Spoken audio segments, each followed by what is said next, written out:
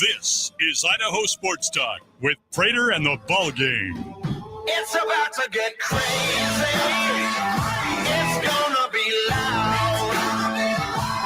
This is our house. We do what we wanna. We'll blow the roof off.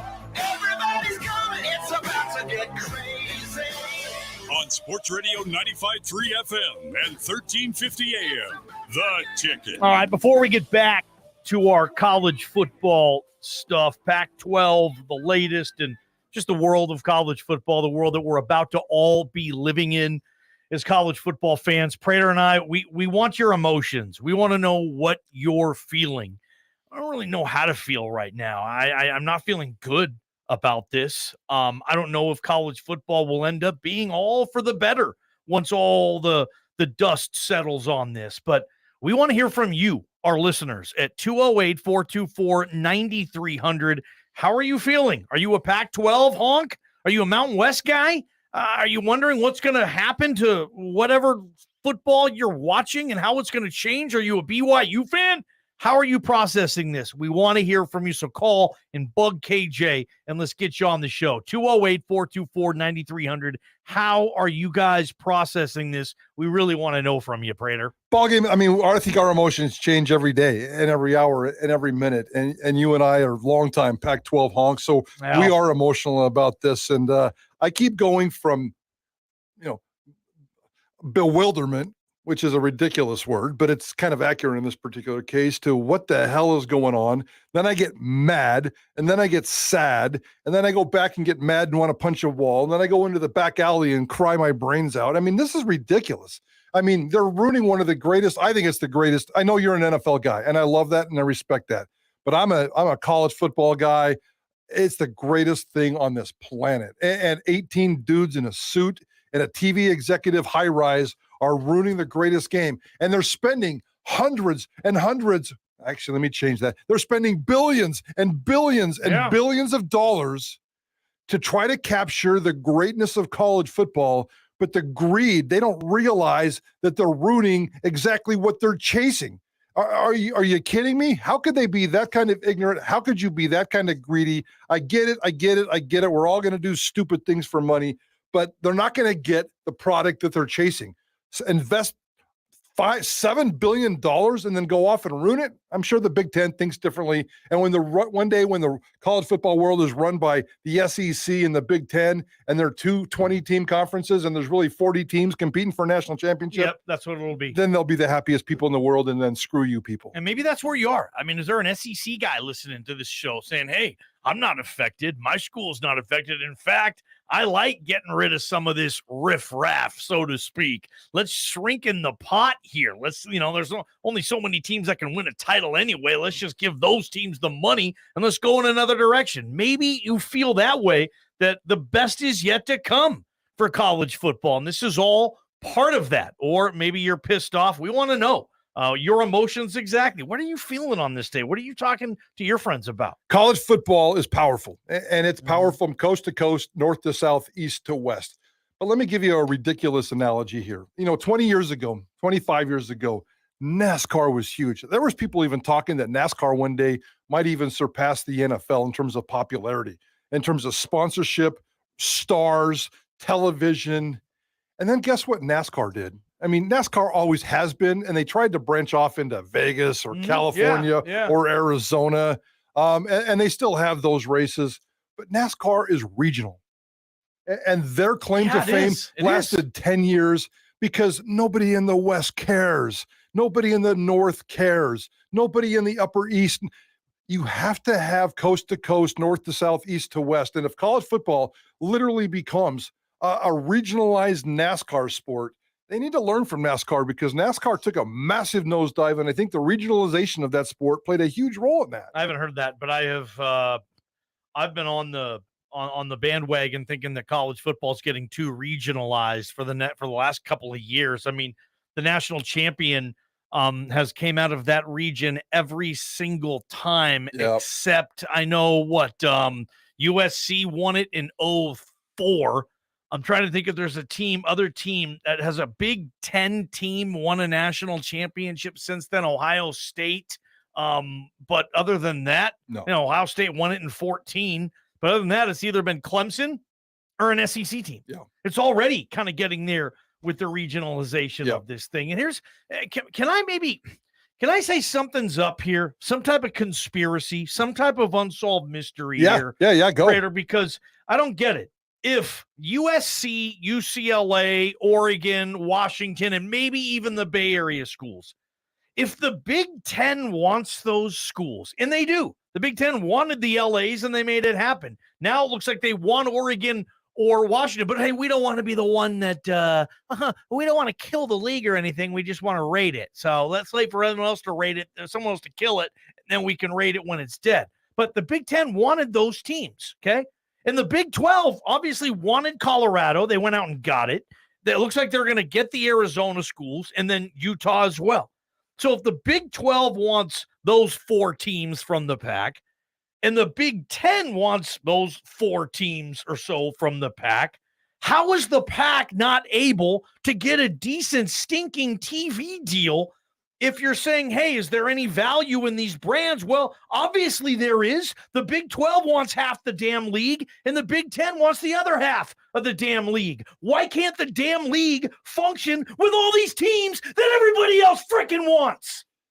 The answer to that is very easy: leadership. And 2 adjectives that go with that: crappy leadership and bold, strong, powerful leadership. And that's exactly what this is going on here. It's like, it's no different than the business world. Bold, powerful leaders, they take risks and sometimes they fail. And certainly college football realignment has failed. They've tried to go off and chase some of these teams and didn't quite work out.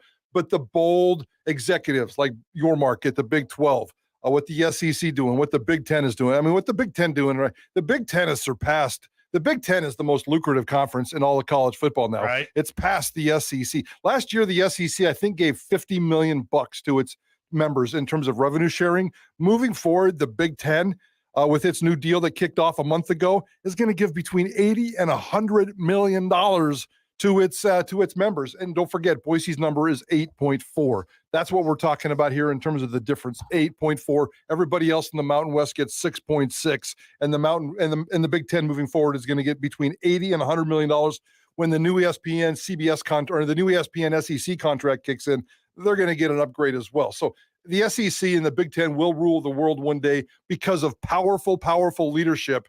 And I've been railing for 10 days, 2 weeks, a month now on the poor, pathetic leadership. It's not even that's an insult to the word leadership in terms of what the Pac-12 chancellors and presidents are doing. Stop beating up Larry Scott. Stop beating up George Kliavkoff. It's these 12 knuckleheads that have just sat back with their elitist, snooty attitude, and they're going to get their ass bit. And frankly, that's the part where I get mad and say, I kind of want to see you people fail. Now, I don't, because I want to see the Pac-12 survive, but those presidents, I can't stand those presidents' ball game. Yeah, the Big Ten, I was looking at that deal. I mean, it starts tonight this year, I believe, with the NBC package kicking in, where they're doing like a Big Ten Saturday night. Yeah. Think Sunday Night Football in America, that show. Think of the college version of that, but it's centered around the Big Ten. Also, but the Big Ten is also, just to belabor your point, it's doing exactly what the NFL's doing. Not only is it doing the Big Ten Saturday night, but it's got Fox in the morning and CBS in the afternoon. Mm-hmm. So it's got a Fox game at noon. Well, 10 o'clock our time, the CBS game at 1:30, and then an NBC primetime. So that's exactly the NFL model that they're following, and it's going to work beautiful for them. And they have their own network, the Big Ten network, where they can throw, Purdue versus Indiana, Pam Ward on the call at 10 in the morning on. They and most people get Big Ten network. We get it in our station here, and we have digital cable service. Our sports package sucks in this studio. We get the Big Ten network. I mean, they even have that. Yep. Yeah, for the Big Ten, and they don't have ESPN. The Big Ten's like, Espen, smell you later. Think about that.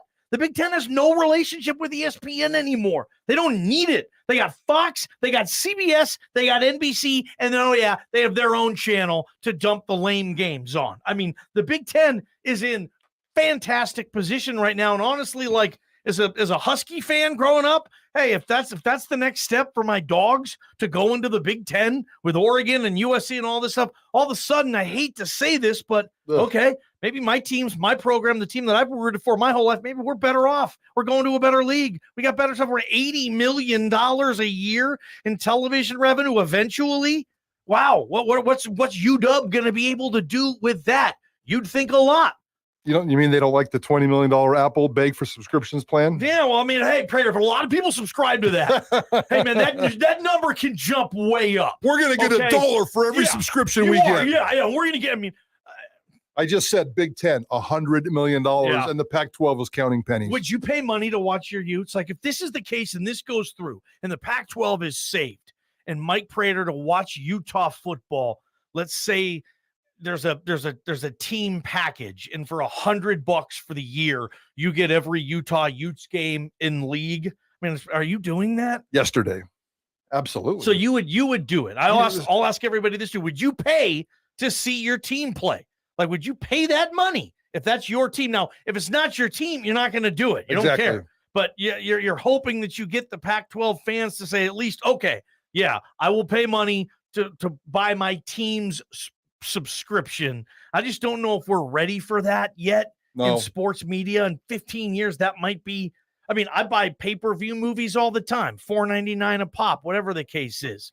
I wouldn't buy a football game for that. I probably would. Yep. If that was my only option and I can see there's a big football game and I have to pay $3.99 to get it. Oh, dude, I would do that. I think a lot of people would, but it's still not enough, man. It's nowhere near enough what the Pac-12 needs. And we're going to turn this into a Boise State angle in like less than an hour and see how Boise State can factor in to all of this stuff. But there is a Boise State nugget. And Bob mentioned this, and I've been doing a little bit of research on this. There is a Boise State group of 5 nugget in this whole scenario that hasn't been talked about enough.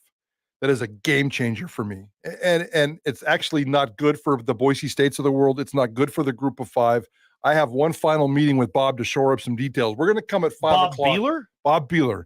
At 5 o'clock, we're going to talk about the Boise State angle and an angle that you haven't heard of yet that is going to be this might be more disturbing than the loss of the Pac-12 ball game.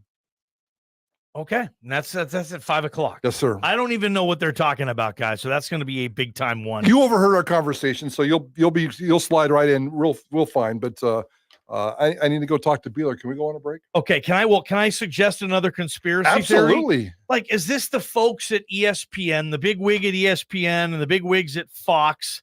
They're getting together and they're saying, hey, whoa. Hey, don't sign the Pac-12 to a TV deal. And here's why. Us here, ESPN, Big 12 guys, we're going to take the Arizonas in Utah and Colorado.